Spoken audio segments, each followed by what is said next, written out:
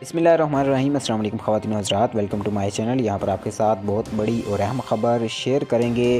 عمران خان کے حوالے سے ایک بڑی اہم خبر سامنے آئی ہے۔ عمران خان کی عبوری ضمانت میں 13 اپریل تک توسیع۔ سپریم کورٹ نے سازشی قوتوں کو دفن کر دیا۔ شاہ محمود قریشی کا یہ کہنا ہے، عمران خان کے قتل کے منصوبے سامنے آنے پر شدید تشویش۔ سینئر صحافی کے پروگرام میں اعلیٰ سطحی تحقیقات کی جائیں گی۔ عمران خان کو پارٹی کے عہدے سے ہٹانے کی درخواست چیف جسٹس ہائی کورٹ کو ارسال کر دی گئی۔ انسداد دہشت گردی عدالت نے عمران خان کو 3 مقدمات میں 13 اپریل تک عبوری ضمانت میں توسیع کر دی ہے۔ مقدمات کی تفتیش عمران خان سمیت دیگر پارٹی اراکین رہنما کل دوبارہ طلب کیے جائیں گے۔ سپریم کورٹ سے انصاف ہوتا نظر آنا چاہیے۔ پولیس تشدد اور زمان پاک جلاؤ گھیراؤ کیس۔ عمران خان کی عبوری ضمانتوں میں 13 اپریل تک توسیع۔ اعلیٰ عدلیہ نے اپنے ساتھ کو خود بخود حل کرنا شروع کر دیا ہے۔ شاہد خاقان عباسی کا بڑا بیان سامنے آیا ہے اور اس کے ساتھ ساتھ عمران خان کو